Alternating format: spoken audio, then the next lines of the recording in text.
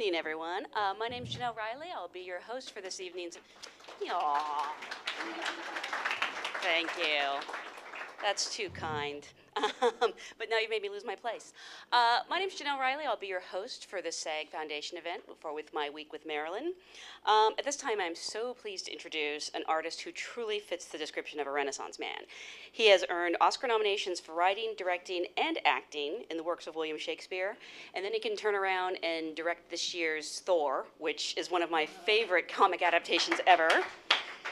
For many reasons, he is the perfect choice to portray Sir Laurence Olivier in My Week with Marilyn, a performance that just this morning earned him a SAG Award nomination from you good people. Yes. Please welcome Kenneth Branagh.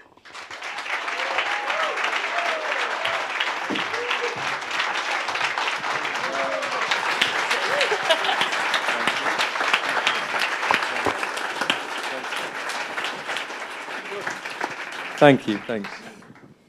Thank you so much for being here with us tonight. It's my pleasure, and I'm absolutely tickled pink, really thrilled at the nomination this morning. It's really, really, really so sort of touched, and it really means a lot, so thanks. Thanks to SAG. You've been nominated for a SAG Award before? Yeah, for Iago many moons ago in Othello, yeah, and also, but particularly because actors... you know, looking at the work of an actor playing an actor it was very very meaningful to me to have a thumbs up from my fellows. I really, really, really appreciate it. I can't tell you. Thank you. Thank you. And where were you when you got the news? I was just arriving in Los Angeles. Actually, I was on the plane and put the phone on, and suddenly they said you've been nominated. Thank you very much. So I was thrilled, absolutely thrilled. Really, I can't tell you. Thank you so much for not saying, "Oh, were those today? I was asleep." I never believe that. I was not. In fact, last night I finished filming. A TV show called Wallander, which I make for the BBC and for Masterpiece Mystery here. Thank you very much. And we were it was a very nice way to readjust from a very windy, wet, dark Swedish murdering night in just with the wind whipping off the Baltic last night to come and here to Los Angeles and receive a nomination here. It was fantastic. Because this is a SAG audience, I'm curious if you can tell us how you got your SAG card. It was 21 Earth years ago, and it was to make the film Dead Again. I was lucky enough to be able to do that, and also be in the lucky position of being able to employ lots of other SAG members as well, which was a nice feeling. And I feel that, and I've always been a very, I mean, it may sound like, of course, I'm going to say that, but I am a very, very proud member of the Guild. And one of the things that I've had the good fortune to do because of being able to work around the world, I've had the good fortune to work around the world, is to genuinely notice, although there are lots and lots of different distinctions in approach and just the makeup of actors from everywhere, basically, from every different place, they're all different. There nevertheless is a kind of a camaraderie and a sort of sense of... there are many things that we share in common, which I feel are very, very important in my life. I'm very proud of being an actor, and we often do, you know, and say silly things. I'm talking only of myself, perhaps. We often do and say silly things, and it's a process that people sometimes find hard to understand. But as it were, in these four walls, I think you would all understand that there's a sort of a kind of a courage and a sort of peculiar dedication and desire and everything that goes with being an actor that I see across the world, wherever I've been, that makes it feel quite special to be part of the curious group that does what we do. But I'm glad to be amongst them. So speaking of actors, I'm curious, how did the script for My Week with Marilyn come to you? It's based on two memoirs by Colin Clark. I don't know if you were familiar with those already. I was. I did. I read them when they came out.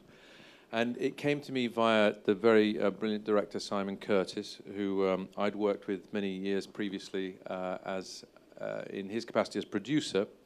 I was in a television production of Sean O'Casey's play Shadow of a Gunman with Stephen Ray, and Simon revealed himself to be extremely intelligent and kind, very supportive, collaborative producer, very, very good with actors, knew how to talk to us, and he came along with the script, as did David Parfitt, who was I'd worked with on Henry V and various other Shakespeare films, and they both knew that I'd be interested, but a bit wary, because I think it's sometimes problematic to play famous people, sometimes pretty problematic to play actors and to do stories about what we do.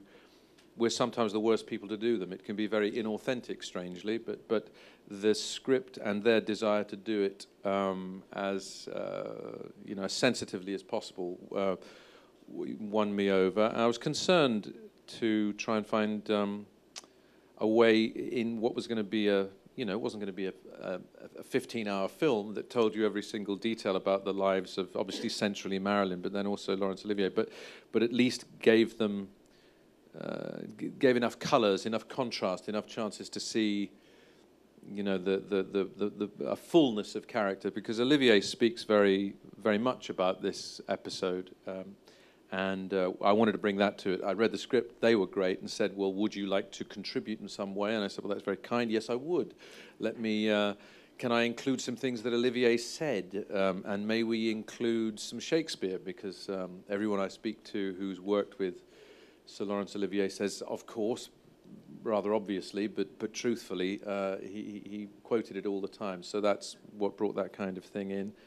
And then it was a great chance to get to work. I was working with Tony Hopkins anyway, and he'd worked with Olivier for 10 or 12 years, adored him, worshipped him, and so I started there. To clarify, Tony is Anthony Hopkins, yes, for the rest of us. Sir Anthony Hopkins, to be totally... You actually have a long association with Laurence Olivier. You guys have been compared to each other. You both adapted, directed, and starred in versions of Henry V and Hamlet.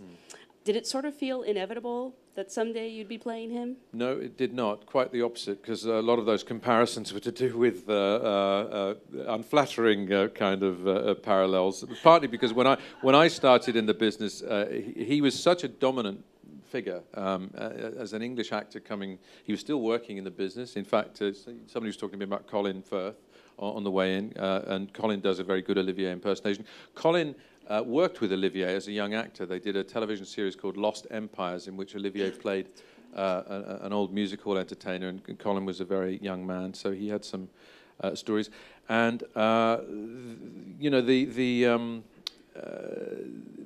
what happened for anybody who played classical roles and who aspired to any other kind of work that Olivier indeed inspired us to, was that you did get compared, and usually unfavorably, because he just was marvelous. He was simply a rare and fantastic and magnificent artist. This is just incontrovertibly the truth about him. So you'll always pale, but it doesn't mean you can't aspire to some of the things that he can't, that he is, inspires us to. And so the fact that one was able, eventually through the hard work and kindness and support of lots of other people, to make a film of Henry V was in part made possible because Laurence Olivier had shown that it could be done.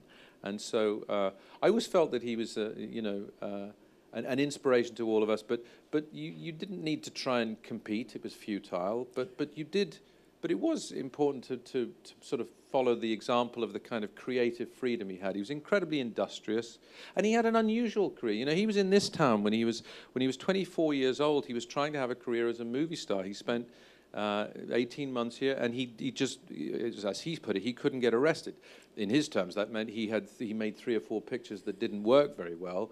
But and then he had that period in the golden age of Hollywood in 1939 when he was Heathcliff in Wuthering Heights, and then he was Maxim de Winter in Rebecca, and then he was Darcy in Pride and Prejudice. He was like the #1 movie star, and then he had this extraordinary classical career in the theatre. So but it's quite unusual. It's not quite what you think of him as. And this film was partly trying to, get a little look behind the great image and legend. And some of what he says and some of the frustrations, which I accept don't always show him in the most perfect light, are absolutely accurate to the kinds of things he wrote about in regard to this experience. Is it true, and I have to double check because I've learned not to trust everything I read on the internet, that when you were at the Royal Academy of Dramatic Arts, you had a correspondence with him? Well, that's a wonderful way of putting it. I wrote him a letter. I wish I could say I had a correspondence with him. But I was 19 years old. I was cast as the Doctor Chebutikin in Chekhov's play Three Sisters. And my single approach to it was to walk with a slightly bandy gait, be a little bent over, and to put flour in my hair to look much older. None of these things were very successful. And so Laurence Olivier had just directed a film of Three Sisters in which he'd played the Doctor magnificently, probably slightly nearer the right age than I was. And I wrote and asked if he'd seen a painting or heard a piece of music or read something that gave particular inspiration for his great performance. And he said, yes, there was, but I'm not going to tell you what it was. Because this is the kind of thing that you need to find out yourself. And instead, I advise you to have a bash and hope for the best. Which I certainly wish for you, he said. And in a way, it was. I was reminded of it when it came to do the film, because you know, in another life you'd say he meant just do it, and that was partly his approach. One of the most revealing illustrations of him as a performer was something that Tony Hopkins and Sir Derek Jacobi as well both backed up, because they were both in the company. He was playing Othello in a very famous production and performance in the early 60s. He was allegedly transcendent. There's a film version which you can all see. The stage version was particularly thrilling. On one evening, and Derek was in it, so he was there, and Hopkins was there. They said he was just in a sort of form that was transcendent. So they were on stage with somebody who was touching greatness, no question. The audience felt it. The actors felt it, and as he left the stage that night, all the actors, very familiar with him, stood in the wings and they applauded him. They applauded him all the way to his dressing room. But he walked off in an absolutely thunderous mood. His face was absolutely wrought with anger. Hopkins was the one brave enough to knock on the door of the dressing room and say, "Excuse me, sir, why are you upset? We all thought that you were absolutely magnificent tonight, truly great." He said, "Yes, I know I was. I just don't know how I did it." So, I mean, you could argue that's not an amazing sort of hubris, or it was just a fellow who knew that he had this thing, but actually what was revealing about him was that he wanted to fix it, bottle it, and, you know, and be able to do it again, and to not. He had these two things. He had a fantastically technical approach, but he was also capable of the entirely inspired, but then frustrated when he couldn't bottle the latter. We have an audience question from Will Green. Wants to know if you already had a working Olivier impersonation prior to being cast in the film. Again, everybody in our sort of generation had one. Somebody mentioned Gary Oldman as well. Gary Oldman, by the way, aside from doing Olivier, does the best Ian McKellen impersonation in the business. But I had when we were at drama school, we all did him from various films that we'd seen him in. And we liked to do that sort of thing where the sort of hand sort of got like that, and the voice sort of starts to go back, and there's a sort of a lispy thing. And also he used to do the thing with his eyes such a lot as well. He had control over everything. It's just a wonderful gallery of gifts that he had. And so when we were trying to put together the performance in the film, I listened and looked at as much as I could, and actually one of the most valuable, two things were really valuable. One was that he does a dramatic reading of the Bible. He reads the entire Bible, which you can listen to, and that's quite extraordinary because he's so aware of variety. He's so staggeringly real in it at various times, and then he's very, very sort of theatrical, but at the service of a sort of theatrical beat in it. And then the other thing that was really, really fascinating, rather inspiring to see, was a series of photographs, on-set photographs from the filming of The Prince and the Showgirl, the movie within the movie. And it shows him sitting below the camera, it shows him directing, it shows him with Monroe, and it shows a number of things. First of all, ferocious concentration, absolutely sort of like a basilisk stare as he watches something. It shows a kind of infectious, childlike joy. He clearly just loves doing it. He loves being by the camera. And actually, you could see that he loved watching her. And he couldn't, however cross he may have been, however angry he may have been, I think he really did appreciate other people's talent. He might have wished they were on time with it, but he appreciated it. And also you saw in the body language between him and Monroe, there's one particularly revealing picture where there's a massive crowd scene, a dancing scene, and the two of them together by the camera, and the picture, the production still is from on high. The two of them are very close together and just almost looking at each other and surrounded by people and surrounded by activity, and it looks like they could be on two separate planets. The sort of chill, the coldness between them is so tangible. But his sort of working concentration was very much an inspiration from those stills, and so therefore to be able to try and go to work in piecing together how you give an impression of him was really a joy, because the material was endless.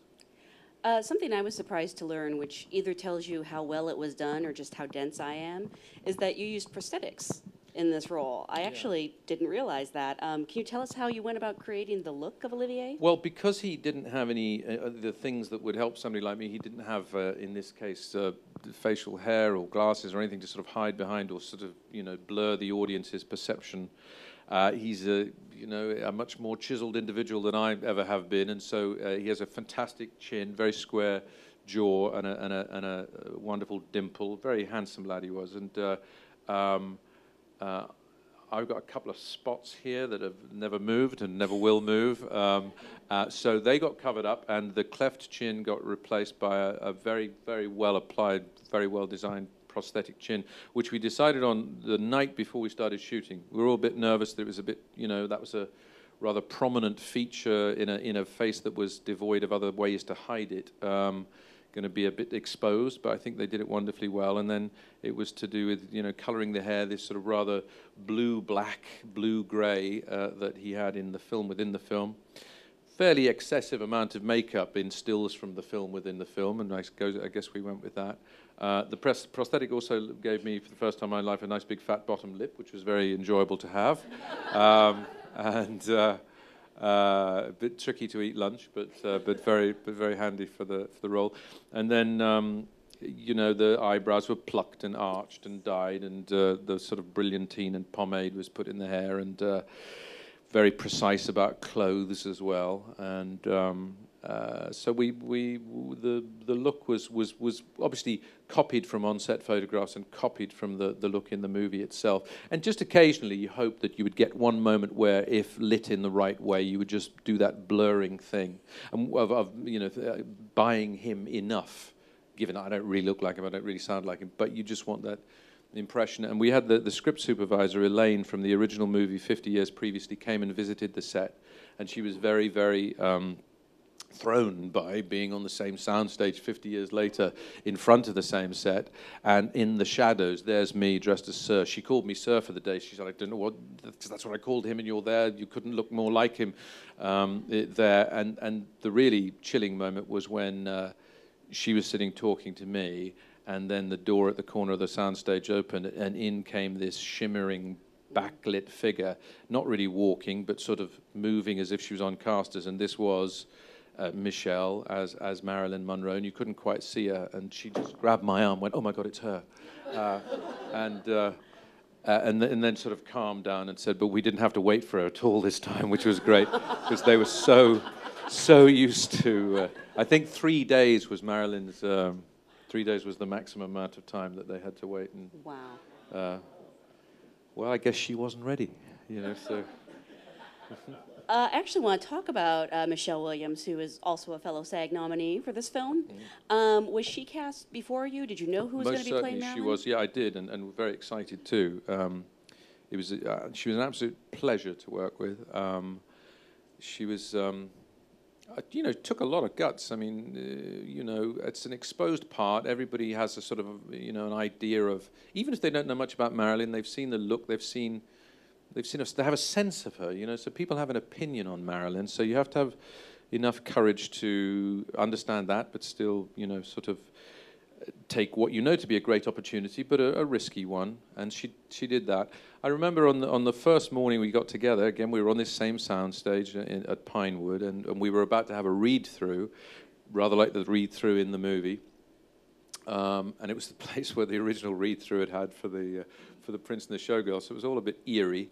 It was a Sunday morning, and you know, we were about to do something where Marilyn is going to show up late to join a bunch of British actors who all know each other and have to start, you know, acting in this unusual piece.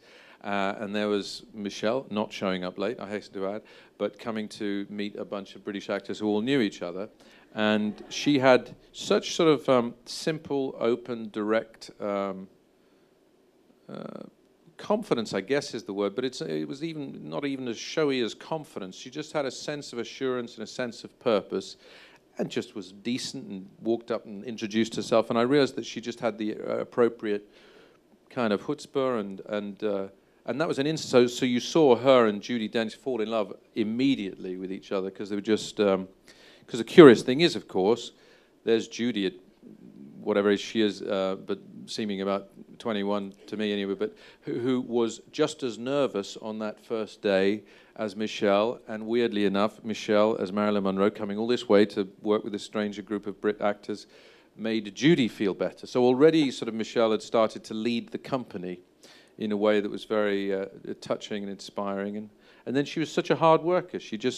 She'd done so much work before she came. She was an encyclopedic kind of reference for anything Marilyn Monroe. So if I had any questions about, for instance, when Monroe and Olivier had met in New York prior to the starting of shooting, she knew all about that.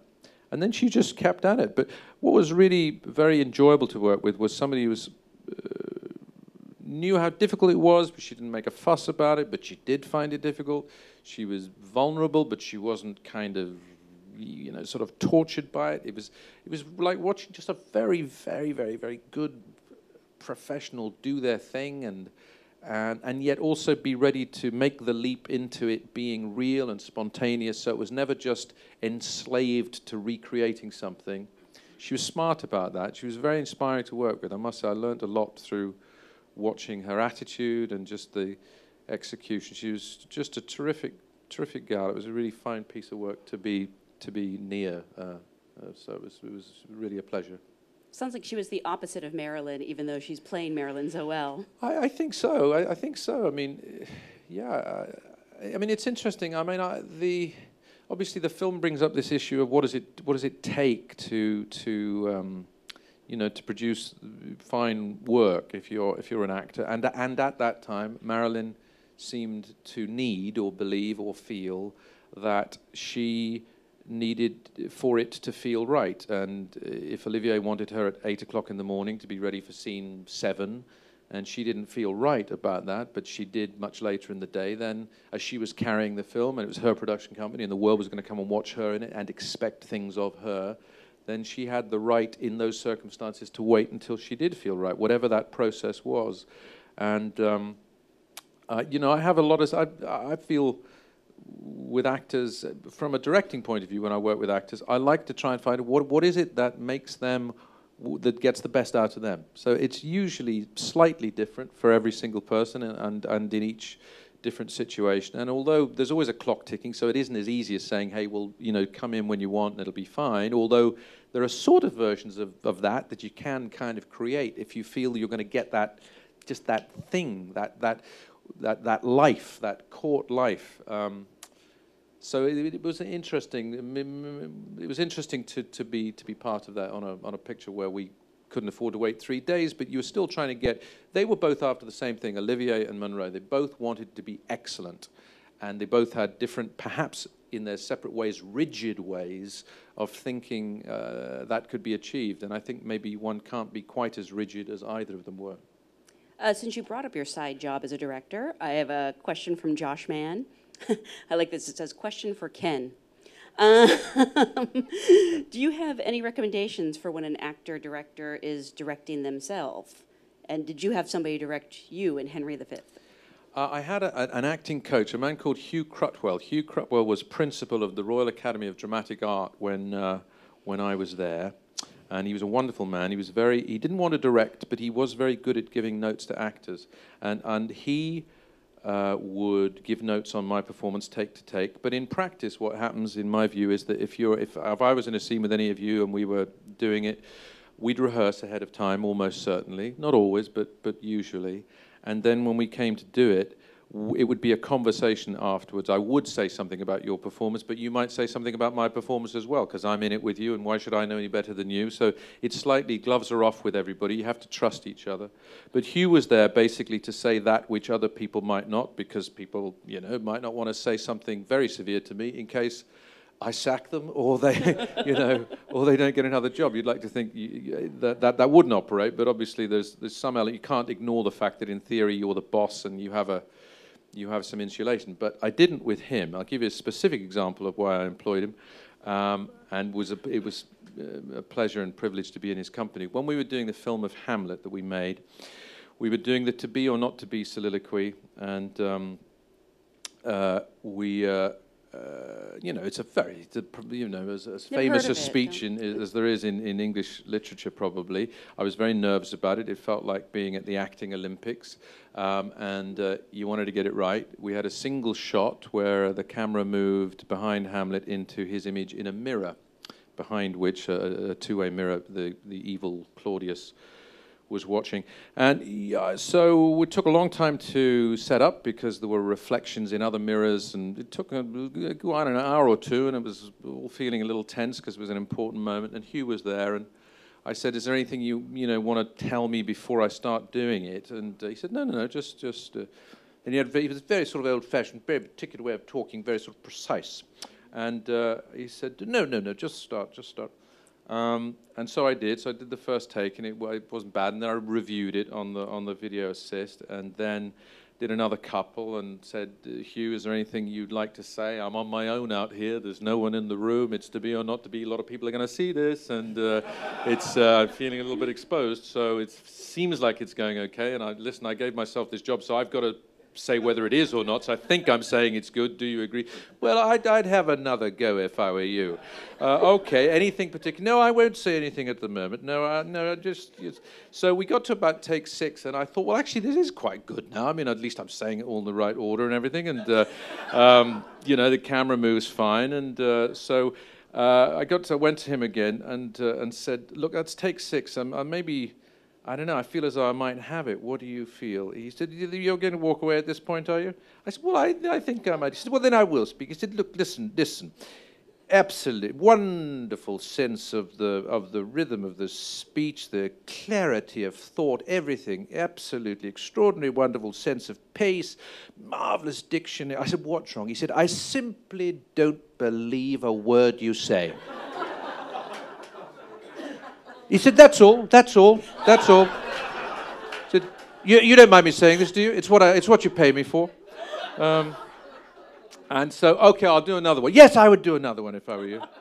So I did, and in fact, I mean, it was a great big shake. This is a guy who saw me when I was 16 years old come and audition, and so he knew me, my most sort of naked. And so I'd say advice is get somebody honest who you respect and admire, who won't be too scared to say at a point when the producer's saying we need to move on, to say something as simple, profound, and as necessary as that. And so that was what I did. I really admire that in that situation you didn't blame the writer.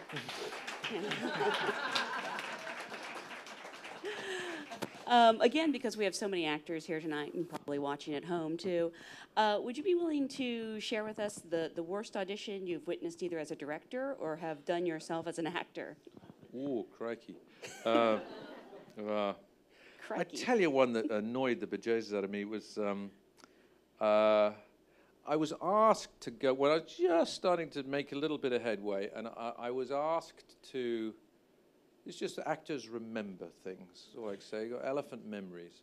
So I was quite young, and I was asked to go in and read for a part for which I was so phantasmagorically wrong. I mean, couldn't have been less appropriate, that it was going to be a waste of everybody's time. I mean, it was an insane request, to which I said, even as a young actor who should have been ready to go to the opening of an envelope, I said, it really is wasting everybody's time. So I'm just not, it's silly.